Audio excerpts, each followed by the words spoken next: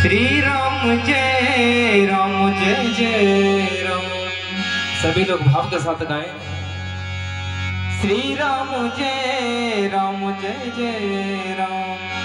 श्री राम जय जय राम। श्री राम जय जय राम। श्री राम जय राम।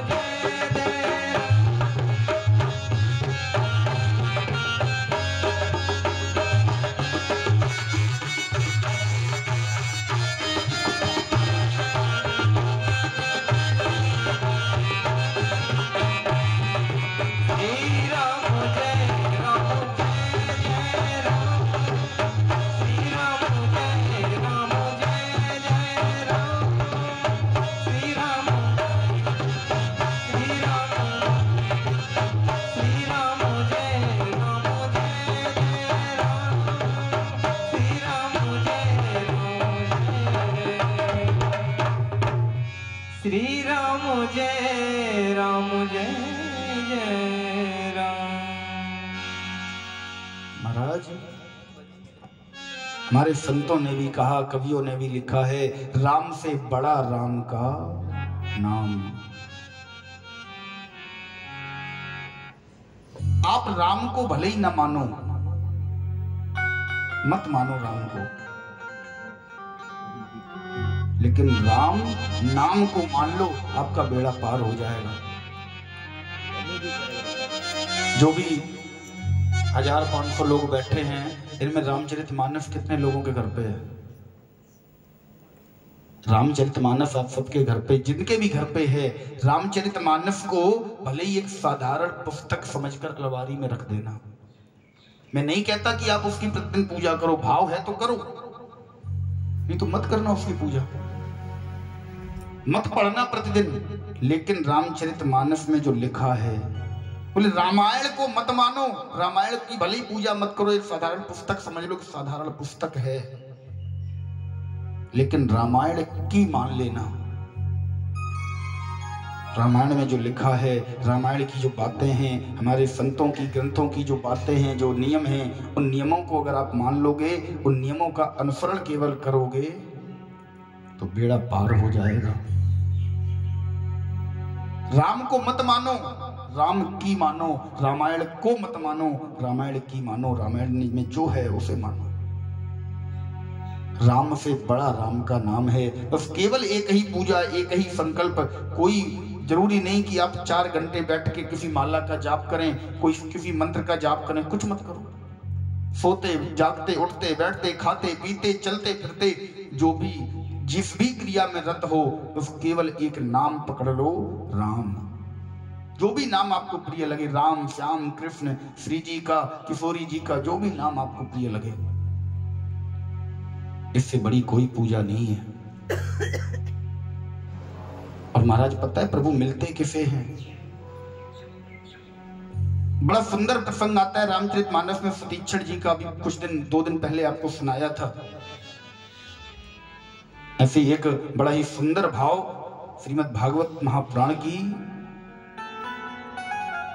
कथा में श्री परीक्षित जी को सुखदेव जी सुनाते हैं कि राजन,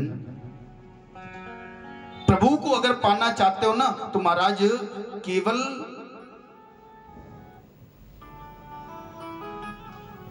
केवल और केवल अपने मन को सरल बना लो, केवल सरल। हमारे वृंदावन में एक संत हुए हैं, अभी कुछ दिन पहले इस चोला छोड़कर गए हैं महाराज। उन वृंदावन के जो संत भगवान थे ना, वो कभी भी किसी भी मंदिर में वृंदावन में भटकते रहते थे, चारों तरफ मंदिर की चौखट पर जाकर केवल रोते थे। नियम था किसी भी मंदिर में अंदर नहीं गए और कभी भी बैठे नहीं, हमेशा खड़े खड़े खड़े खड़े। एक दिन जब उन संत भगवान से लोगों ने पूछा, बोले महाराज आप मंदिर के अंदर क्यों नहीं जाते? रोने लगे, बोले भैया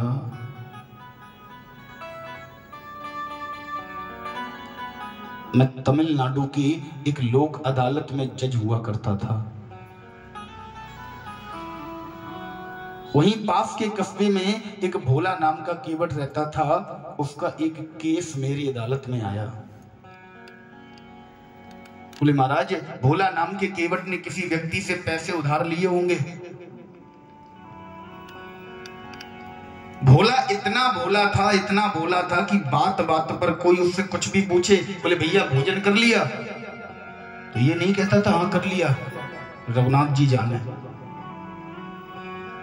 कोई उससे पूछे भैया तुम्हारे घर में कौन कौन है, बोले रघुनाथ जी जाने। बात बात पर रघुनाथ जी जाने, रघुनाथ जी जाने। इस व्यक्ति ने किसी साहूकार से पैसे उधार लिए, उचित समय पर यह साहूकार को लौटाने गया,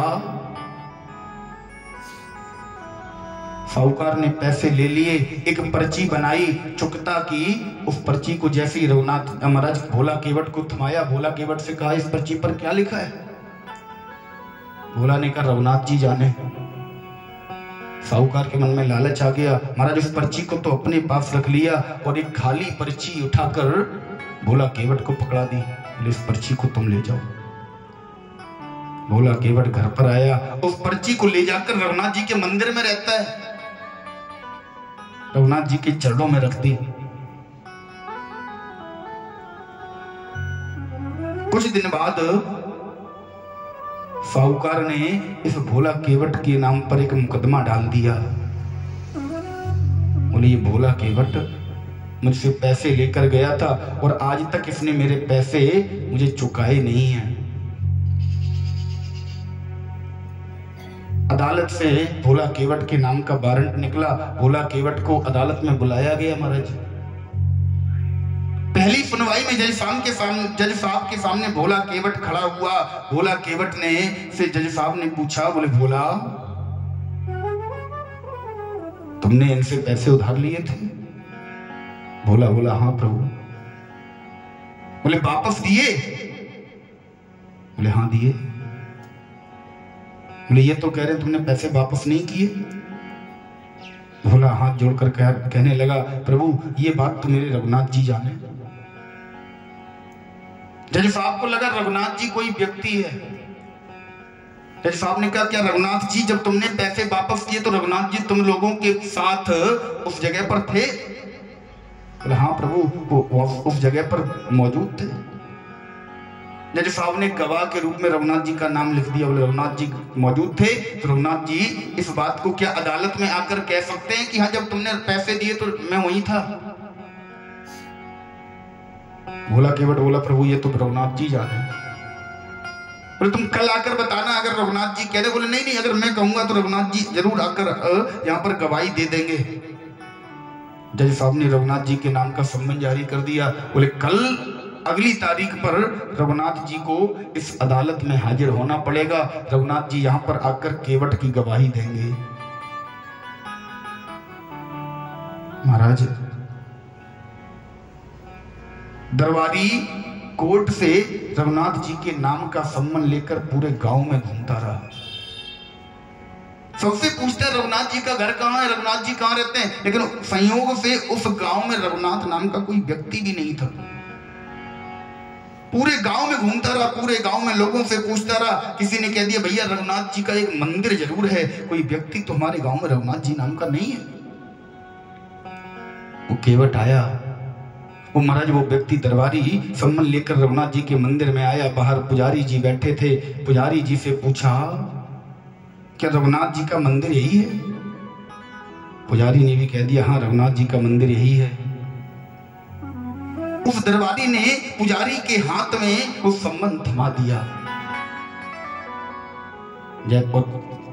जैसे ही सम्मन आया, पुजारी के हाथ में आया, पुजारी ने खोलकर देखा, बोले महाराज सम्मन डेट लिखी है, जिस डेट में अदालत में हाजिर होना है, नाम लिखा है रघुनाथ जी। पुजारी ने मन में विचार किया, प्रभु जब तुमने सम्मन मंगा ही लिया तो हम वापस करने वाले कौन होता है? पुजारी ने भी दरबारी के रजिस्टर में साइन कर दिए, रिसीव कर लिया और उस दरबारी को वापस भेज दिया। ले जाकर प्रभु के चरणों में रख दिया। पर पुजारी ने प्रभु के चरणों में रखकर प्रभु से हाथ जोड़कर कहने लगा, बोले प्रभु आज तक तुम्हारे भक्त कोई तुम्हारे लिए वस्त्र लेकर आया, कोई मुकुट लेकर आया, कोई माला लेकर आया, कोई फूल लेकर आया, कोई सुंदर मेवा मिष्ठान पकवान लेकर आया, लेकिन आज पहली बार कोई तुम्हारे लिए सम्मन लेकर आया। प्रभु अगर भोला केवट ने तुम्हारा नाम अदालत में लिया है तो कुछ सोचकर तुम पर विश्वास करके ही लिया होगा। तुमने अगर सम्मन अपने दरवाजे तक मंगाया है तो अब तुम्हारी जिम्मेदारी बनती है, तुम कैसे भोला केवट की गवाही देने जाओगे? महाराज जिस दिन तारीख लगी थी ना, उस दिन जैसे ही समय आया, आज पुजारी जी नित्य प्रति की भांत नहीं उठे, बड़ा जल्दी सुबह उठ गए। ठाकुर जी को नहलाया, सुंदर वस्त्र रख दिए। बोले ठाकुर जी इनमें से चाहे जौन से वस्त्र पसंद कर लो, जौन से पहन कर जाने वो वस्त्र आज पहन लेना, लेकिन प्रभु आज भोला केवट की गवाही देने पहुंच जाना। तुम्हें जो भोजन करना हो मुझे बताओ, मैं तुम्हें भोजन वही भोजन करवा के, लेकिन आज पुजारी जी आंखों में आंसू लिए अपने रघुनाथ जी को सुंदर पीतांबर वस्त्र पहना रहे हैं, सुंदर माला पहनाई, सुंदर पगड़ी पहनाई। पुजारी को विश्वास है कि आज भोला केवट की गवाही देने हमारे रघुनाथ जी जाएंगे। इधर अदालत जैसे ही सुबह पहला केस अदालत में भोला केवट का लगा हुआ है। जैसे ही जज साहब बैठे, सुनवाई प्रारंभ हुई, आवाज लगाई गई, रघुनाथ जी हाजिर हों, रघुनाथ जी हाजिर हों। महाराज एक मैला कुचैला व्यक्ति घुटनों तक फटी हुई धोती, फटी हुई कमीज पहनकर, हाथ में लपटी लेकर, गंदी संदी महाराज पगड़ी सर पर बांधकर खटखट करते हुए विटनेस बॉक्स की तरफ बढ़ता हुआ चला जा रहा है। जज साहब ने पूछा, क्या तुम ही रघुनाथ जी हो? बोले हाँ हम ही रघुनाथ जी हैं। बोले ये बताओ भोला केवट ने साहूकार से पैसे उधार लिए थे? बोले हाँ प्रभु लिए थे। वापस नहीं किए? बोले वापस भी किए। क्या आप वहीं पर थे?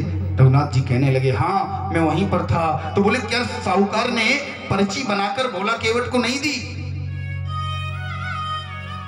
रघुनाथ जी कहने लगे महाराज हे जज साहब, रघुनाथ जी अपने वक्तव्य में कह रहे हैं कि भोला केवट को पर्ची बनाकर भी साहूकार ने दी, लेकिन कुछ लालच के कारण साहूकार ने वो पर्ची अपने पास रख ली। बोले क्या तुम जानते हो वो पर्ची कहां रखी है? आज रघुनाथ जी ने जो गवाही दी ना, बोले इनकी तिजोरी में 4 नंबर की डायरी में 36वें पेज पर वो पर्ची रखी हुई है। साहूकार के साथ 2 पुलिस वालों को जब भेजा गया, महाराज वो 4 नंबर की डायरी निकाली गई, 36वां पेज खोला गया तो पर्ची हाथ में आ गई। उस पर्ची को जज साहब ने जैसे ही पढ़ा, उसमें साफ लिखा था कि इस तारीख को भोला केवट ने पूरे रुपए ब्याज सहित साहूकार को चुका दिए।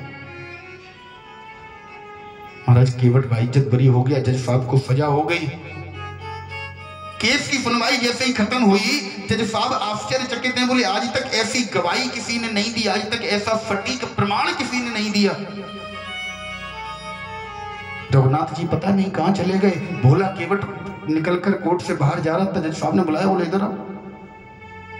तो यही रघुनाथ जी थे? बोले हाँ यही थे। बोले कहाँ रहते हैं? बोले हमारे गांव के मंदिर में रहते हैं। बोले मंदिर में रहते हैं? बोले हाँ। मंदिर इन्हीं का है? केवट बोला हाँ प्रभु इन्हीं का मंदिर है। जज साहब बोले लग तो नहीं रहा था इनकी शक्ल देखकर कि इन्होंने मंदिर बनवाया होगा। केवट ने हाथ जोड़े, बोले प्रभु इन्होंने मंदिर बनवाया नहीं। बोले फिर? बोले ये स्वयं मंदिर में रहते हैं। जज साहब को लगा शायद पूजा पाठ करते होंगे, साफ सफाई करते होंगे। आया गांव में, जज साहब आए, पूरे मंदिर में चारों तरफ निरीक्षण किया, कोई व्यक्ति नहीं। पुजारी से पूछा तो देखा कि महाराज रघुनाथ जी के चरणों में सम्मान रखा हुआ है। रघुनाथ जी स्वयं गवाही देने गए। ऐसा वैराग्य जज साहब को हुआ, ऐसा वैराग्य जज साहब को हुआ, सीधे वहां से इस्तीफा देकर अपनी संपत्ति छोड़कर, घर परिवार छोड़कर वृंदावन में आ गए। दिन रात घूमते रहते हैं। लोग पूछते हैं तो महाराज लोग कहते हैं प्रभु आप बैठ जाओ, जज साहब आप बैठ जाओ। तो एक ही बात कहते हैं,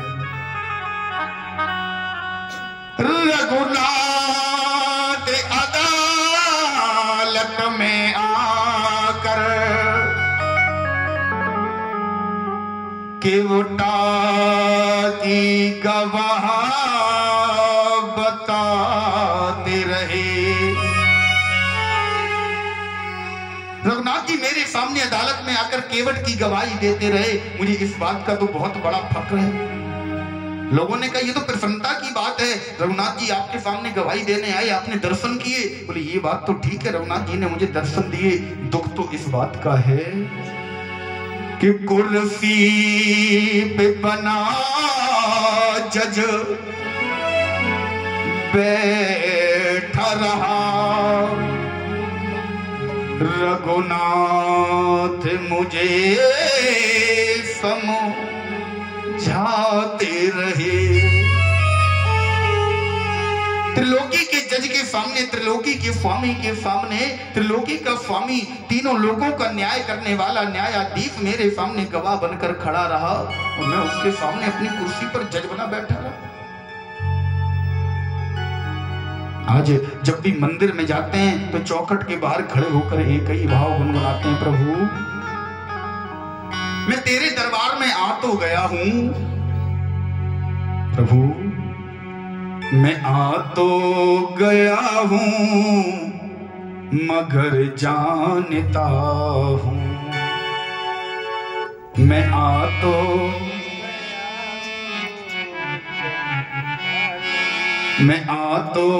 गया हूं मगर जानता हूं, आ तो गया हूँ मगर जानता हूँ, तेरे दर पे आने के काबिल नहीं हूँ, तेरे दर पे आने के काबिल नहीं हूँ, आ तो गया हूँ मगर जानता हूँ, आ तो गया हूँ मगर जानता हूँ, तेरे दर पे आने के काबिल नहीं हूँ,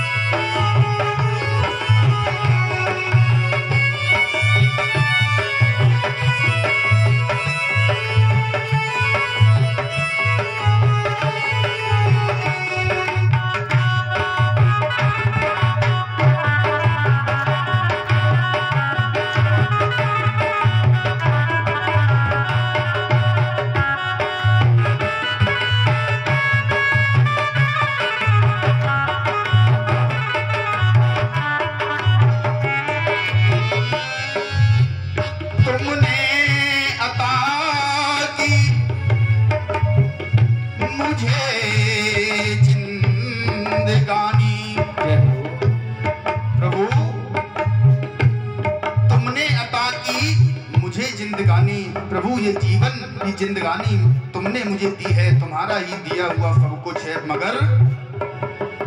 मगर तेरी कीमत मैंने न जानी, मगर तेरी कीमत मैंने न जानी, मगर तेरी कीमत मैंने न जानी, मगर तेरी कीमत मैंने न जानी।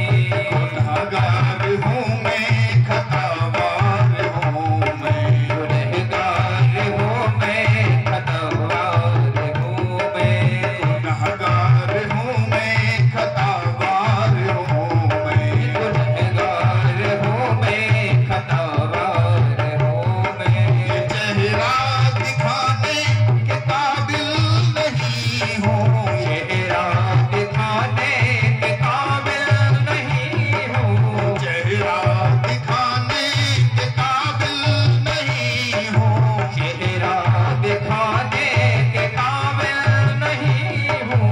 आ तो गया हूँ मगर जानता हूँ, मैं आ तो गया हूँ मगर जानता हूँ।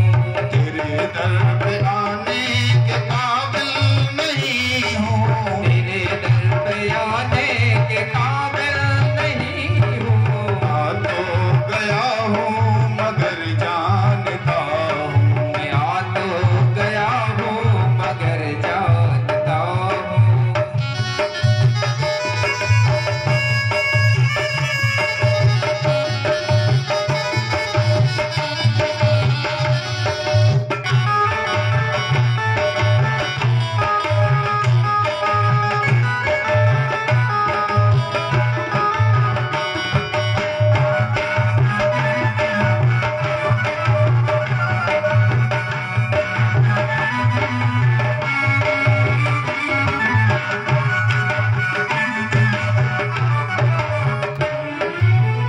लोगों ने कहा कि प्रभु से अपनी क्षमा के लिए दान मांग लो।